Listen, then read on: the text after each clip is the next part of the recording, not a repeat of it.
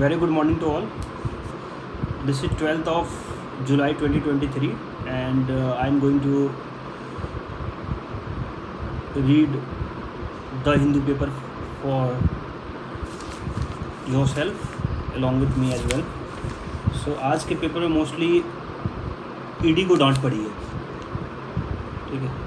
बोला है भाई ईडी साहब, जो ईडी साहब के चीफ थे, सुप्रीम कोर्ट कह रही है उनको कि भाई आप अपना पोस्ट छोड़िए, ठीक है, कितने दिन एक्सटेंशन के साथ रहेंगे। तो सुप्रीम कोर्ट से कुछ ऐसा लिखा गया है कि extension can be granted by the government only if the committee which are constituted for recommending their appointment recommended their extension in public interest and also record the reason in writing. Government से पूछा गया भाई, government से पूछ रही है सरकार से कि आप बताओ कि आप इनको बार बार एक्सटेंशन क्यों दे रहे हो। अगर दे रहे हो तो आप उनका इन राइटिंग में दो, रीजनिंग दो कि एक ही बंदा ईडी का चीफ इतने दिन तक कैसे बन सकता है। खैर उन्होंने अमेंडमेंट किया है, कुछ कानून में अमेंडमेंट करके उन्होंने 3 साल का उन्होंने पीरियड बनाया है कि आप 3 साल तक टेन्योर उनका रह सकता है। लेकिन सुप्रीम कोर्ट ने उनको डेडलाइन दे दिया है कि भाई 31 ऑफ शायद मेरे हिसाब से 31 ऑफ जुलाई से पहले उनको खाली करना है पोस्ट। तो एक ईडी न्यूज़ में है, ठीक है। और ईडी आप सब लोग जानते होंगे कि अभी बहुत ज़्यादा ही पावरफुल हो गया है, तो आपको ईडी पढ़ना है कुल मिला के, ठीक है। थोड़ा सा ईडी का देख लो, टेन्योर कौन है, कौन अपॉइंट करता है, कौन उसको निकालता है, और अभी नया नया अमेंडमेंट हुआ है तो उस अमेंडमेंट से उसके टेन्योर कितना बढ़ गया है, ठीक है।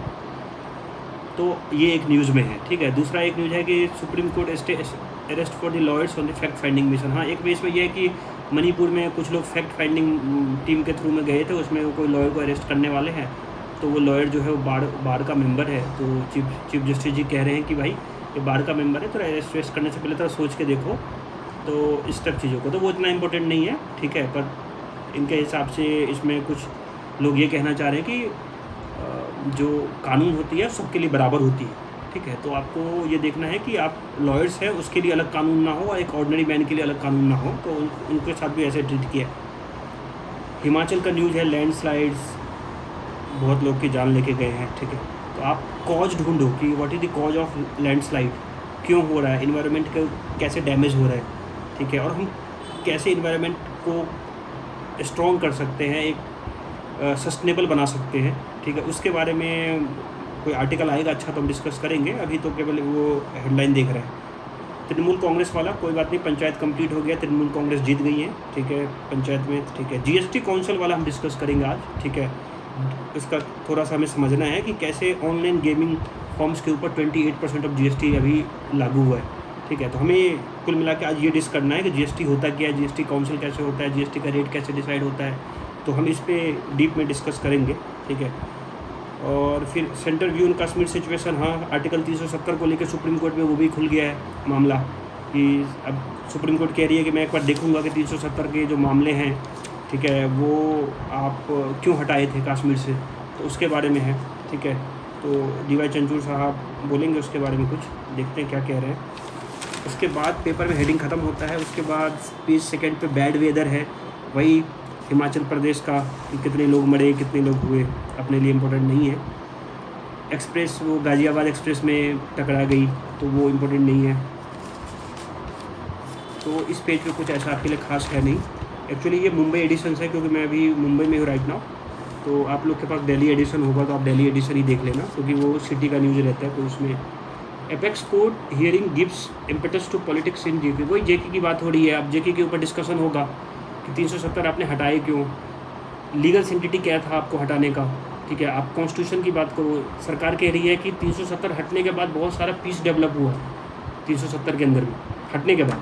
तो आपको सुप्रीम कोर्ट ये कह रही है कि हमें ये मत बताओ कि हटने के बाद क्या हुई है, हमें ये बताओ कि 370 हटाया क्यों और कौन से कॉन्स्टिट्यूशन प्रोविजन के अंदर में हटाया, उसके ऊपर हम डिस्कस करेंगे। तो बहुत सारे पिटीशन थे इसके साथ में, तो बहुत लोगों का पिटीशन मर्ज हुआ है और फिर जाके फिर एक सुनवाई होगी अभी कुछ दिनों में, शायद अगले अगस्त में शायद डेट दिया है इनका। फिर एक आईटी ऑफिशियल सर्च है, वो सेंती बालाजी वाला केस है, तमिलनाडु के मिनिस्टर है, उसके ऊपर एलिगेशन है, करप्शन का चार्ज है, ठीक है। तो वो है। उसके बाद कुछ एक जो बच्चों यूपीएससी वाले बच्चों के लिए इम्पोर्टेंट न्यूज़ में है कि उड़ीसा एक नया न्यू हाई स्कूल यूनिफॉर्म कैसा हो, ठीक है। तो उसके लेके कंट्रोवर्सी रेज हो गया है। तो आप उसको देखें और उसमें समझें कि क्या स्टेट गवर्नमेंट अपने हिसाब से ड्रेस कोड रख सकती है क्या स्टेट फंडेड स्कूल पे। बहुत इंपॉर्टेंट है ये। आपको आर्टिकल 25 से 29 पढ़ेंगे, ठीक है, कॉन्स्टिट्यूशन का, तो आपको समझ में आएगा क्या कर सकते हैं क्या नहीं कर सकते, ठीक है। उसके बाद जो एडिटोरियल है वो डेमोग्राफिक ट्रांजिशन के ऊपर है, ठीक है, और एक citizen action for clean politician and clean politics. वो क्लीन पॉलिटिक्स पे अपने लिए नहीं, वो एक्चुअली पॉलिटिकल साइंस वाले के लिए थोड़ा सा इंपॉर्टेंट हो सकता है वो, कि PSIR वाला जिनका ऑप्शनल हो वो थोड़ा पढ़ ले इसको, ठीक है, तो वो कर सकते हैं, ठीक है।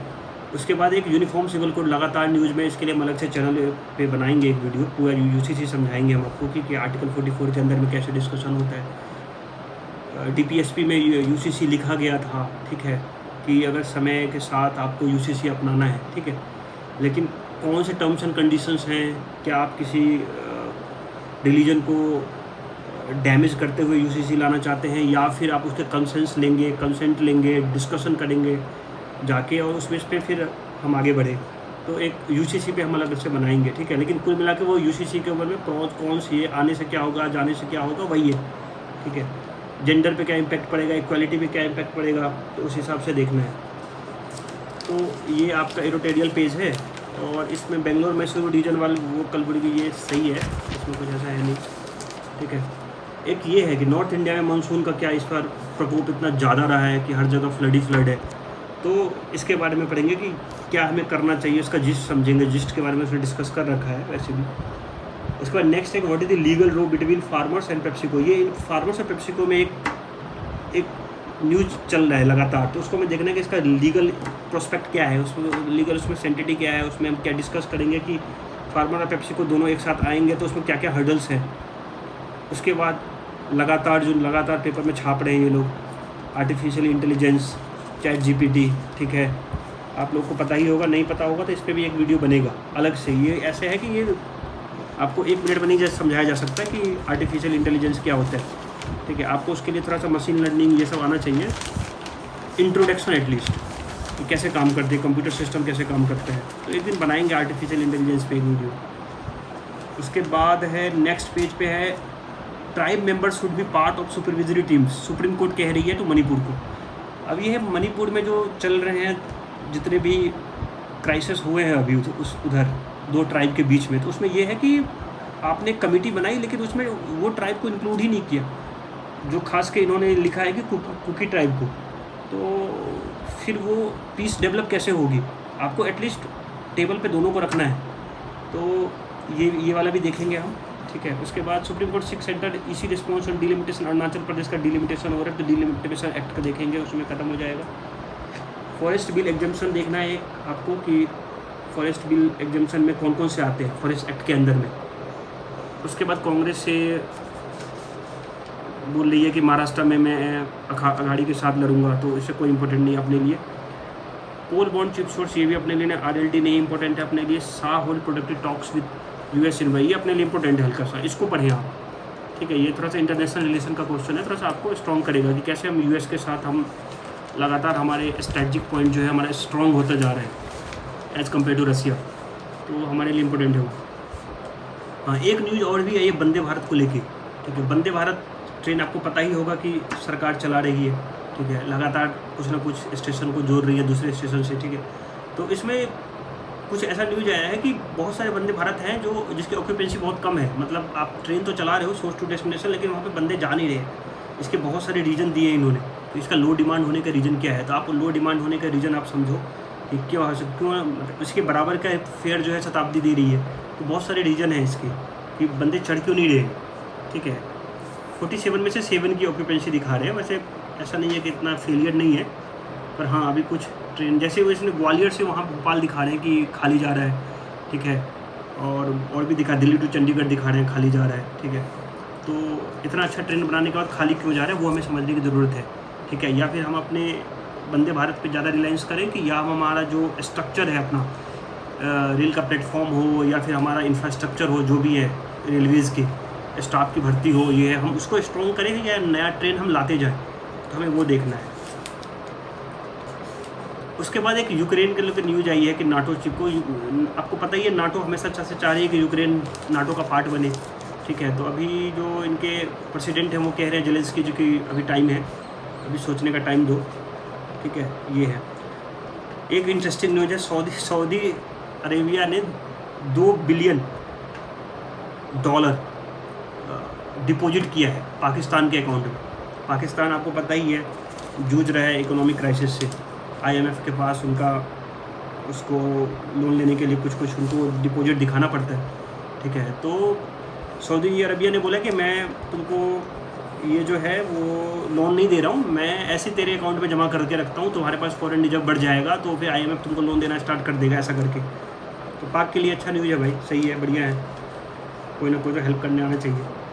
इजराइल को लेके भी न्यूज़ है, ठीक है। आप लगातार अगर पेपर फॉलो करते होंगे, पढ़े होंगे कहीं में, तो इजराइल में जुडिशल रिफॉर्म को लेकर चल रहे हैं, ठीक है। तो इजराइल के जो प्राइम मिनिस्टर हैं बेंजामिन नेतन्याहू, ठीक है, वो ये कह रहे हैं कि मैं जुडिशल, वो एक्चुअली करना क्या चाह रहे हैं कि वो जुडिशल का पावर को थोड़ा सा कम करना चाह रहे हैं। जुडिशरी स्ट्रॉन्ग है वहाँ पे, तो उसको कम करना चाह रहे हैं। तो इसको लेके बहुत ज़्यादा डिमोन्स्ट्रेशन चल रहा है इसराइल में कि आप you can not reduce the power of supreme court of Israel, ठीक है। So people are on the road. So इनका डिस्कशन में एक्चुअली क्या हो गया, पहले फर्स्ट स्टेज में पार्लियामेंट में, इनके पार्लियामेंट में पास हो गया वो। तो इसराइल के लिए अच्छी खबर नहीं है, वहाँ की जनता के लिए, एटलीस्ट डेमोक्रेसी के लिए अच्छी खबर नहीं है कि अगर आप जुडिशियल पावर को अगर डिग्रेड करते हो, कम करते हो, तो लॉन्ग टर्म में उसका नुकसान है। भले ही आप अपने पावर के लिए कुछ भी करो, पर नुकसान तो है। तो उसके बाद एक न्यूज़ है श्रीलंका को लेकर, India seek transformation in type Sri Lanka. आपको पता है श्रीलंका की हालत अच्छी नहीं चल रही है, इंडिया और उनका लगातार अच्छे संबंध, इंडिया लगातार हेल्प कर रहा है जितना भी हो सकता है, तो हम कर रहे हैं, इसमें भी अच्छा कर रहे हैं श्रीलंका के साथ। उसके बाद फॉक्सकॉन को लेकर न्यूज़ आई थी, आपको पता ही होगा, फॉक्सकॉन और वेदांता दोनों पार्टनर थे, सेमीकंडक्टर बनाने वाले थे, और फॉक्सकॉन अभी उस एग्रीमेंट से वापस हो गया है। तो इसके लेके काफ़ी ये है कि ये हमारे लिए अच्छी न्यूज़ नहीं है। खैर हमारे इलेक्ट्रॉनिक मिनिस्टर कह रहे हैं कि सब कुछ ठीक है, ठीक है, पर वो जाने कैसे ठीक है। थोड़ा सा इन दोनों में, वेदांता और फॉक्सकॉन के बीच में थोड़ा वो अगर इसका एग्रीमेंट समझना होगा तो काफ़ी डिटेल में है, तो वो समझा नहीं सकते। लेकिन फॉक्सकॉन अभी के लिए सेमीकंडक्टर चिप बनाने वाली थी इंडिया में, खींच लिया हाथ वेदांता के साथ, वेदांता से अलग हो गया। तो अपने लिए नेगेटिव न्यूज़ है जी। और हमें सेमीकंडक्टर चाहिए भाई, हमें सेमीकंडक्टर की बहुत ज़रूरत है, ठीक है।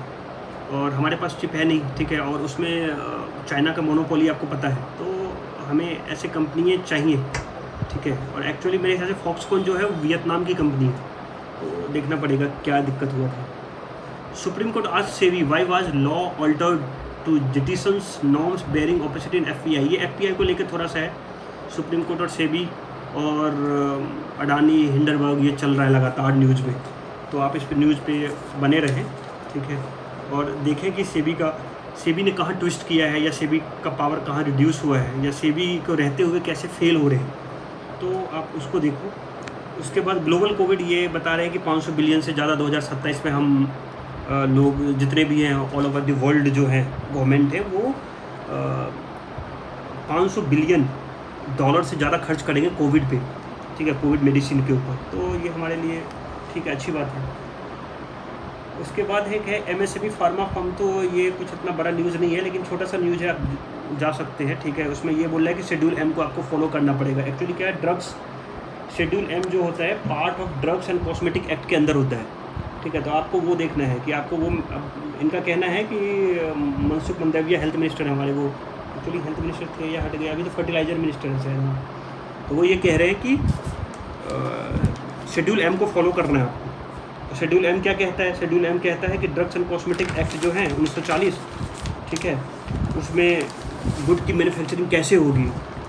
क्योंकि अभी आपको न्यूज़ में, अगर आप पेपर फॉलो कर रहे हैं तो आपको पता ही होगा कि नाइजीरिया और जो तंजानिया और बहुत सारे अलग कंट्रीज़ हैं, वो हमारे यहाँ के सिरप पी के उनके बच्चे मर रहे हैं।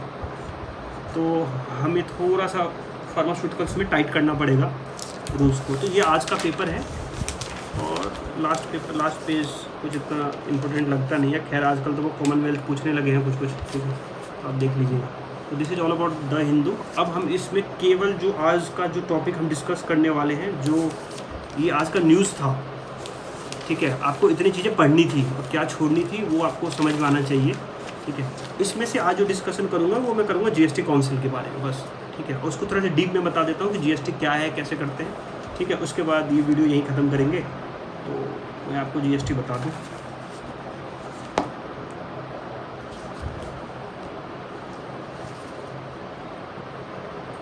देखो, एक केलकर टास्क फोर्स हुआ करता था 2000 में, केलकर टास्क फोर्स, उसने 2000 के आसपास जीएसटी की कल्पना की थी। सोचा था कि एक जीएसटी बने जो बहुत सारे इनडायरेक्ट टैक्स को हटा के एक ऐसा टैक्स लाए जो ईजी हो, ट्रांसपेरेंट हो, इस टाइप की इनकी कुछ कल्पना थी। और उन्होंने केलकर टास्क फोर्स ने 2000 में दिया था। उसके बाद डेवलपमेंट आते रहे धीरे धीरे, इनका आपको पता ही है, ये इंडिया है, यहाँ पे हर पार्टी को उससे गुजरना पड़ता है। ठीक है, टेस्टिंग होती है, ठीक है, अपोजिशन होता है, फिर उसके सिविल सोसाइटी के लोग होते हैं, प्रोज एंड कॉन्स के डिस्कशंस होते हैं कि आने से किसका नुकसान है, किसका ज़्यादा है। तो उसके बेस पे चलता रहा और actually 101st amendment constitutional amendment 2016 में हुआ, उसमें जीएसटी आया। ठीक है, उस जीएसटी एक्ट के अंदर में जीएसटी काउंसिल का डेफिनेशन है, जीएसटी काउंसिल में कौन कौन होंगे। तो एक जीएसटी काउंसिल होता है, कुछ मेंबर होते हैं उसमें, और मिल के डिसाइड करते हैं कि जीएसटी का टैक्स रेट कितना होगा। जीएसटी मतलब गुड्स एंड सर्विस टैक्स होता है, तो गुड्स पे कितना टैक्स होगा और सर्विसेज पे कितने टैक्स होंगे। ठीक है, तो अभी तो 4 स्लैब है, आपको पता होगा, 5, 12, 18 और 28। ठीक है, तो ये 4 टाइप के स्लैब में डिवाइड कर दिया है। उस 5 में से 2.5 जो होता है वो सेंट्रल गवर्नमेंट को जाता है और 2.5 जो जाता है वो स्टेट गवर्नमेंट को जाता है। तो आप जीएसटी काउंसिल से आप ये समझ सकते हैं। ठीक है, जीएसटी काउंसिल का एक्चुअली जो यूपीएससी पूछ सकता है, जीएसटी काउंसिल का जो चेयरमैन होते हैं वो फाइनेंस मिनिस्टर होते हैं, ना कि प्राइम मिनिस्टर। तो वो ध्यान में रखो, पीटी के लिए वो इम्पोर्टेंट है। उसके बाद जीएसटी काउंसिल में यूनियन फाइनेंस मिनिस्टर और फिर जितने भी स्टेट और यूटी के उनके बंदे होते हैं वो होते हैं, फाइनेंस मिनिस्टर वो अवेलेबल होते हैं। फिर ये लोग क्या डिफाइन करते हैं, tax rate, exemptions, administration procedures, ये सब बनाते हैं। अब यूपीएससी में मेंस में तुमसे ये पूछ सकते हैं कि जीएसटी जो है उसका साइलेंट फीचर क्या है, तो तुम 4-5 लाइन में उसको लिख दो बस। ठीक है, तुमको क्या लिखना है कि जीएसटी आने से क्या होगा, वन नेशन वन टैक्स की बात कर रहे हो आप। ठीक है, आप बात कर रहे हो कि डेस्टिनेशन बेस्ड टैक्स है, आपको उसमें क्या लेना है, आईटीसी लेना है, इनपुट टैक्स क्रेडिट लेना है। इस सब को लगाने के लिए जीएसटी ऑनलाइन के लिए एक जीएसटी नेटवर्क बनाया है, जीएसटीएन बोलते हैं उसको, नंबर होता है। ठीक है, जो लोग कॉमर्स वाले हैं उनको पता होता है, आपको उतना डेप में नहीं जाना, लेकिन एक जीएसटीएन नंबर होता है, आपको ऐसा समझना। एक एंटी प्रॉफिटिंग मेजर्स टीम है, जो जीएसटी में अगर आप धांधली करोगे तो वो पकड़ेगा आपको। तो इस एक्ट के अंदर वो भी था। ड्यूअल स्ट्रक्चर होता है, मतलब इसमें क्या, सेंटर भी पार्टिसिपेट करती है और स्टेट भी रहती है। तो एक फेडरलिज्म का बहुत अच्छा एग्जांपल है, जहाँ भी फेडरलिज्म के बारे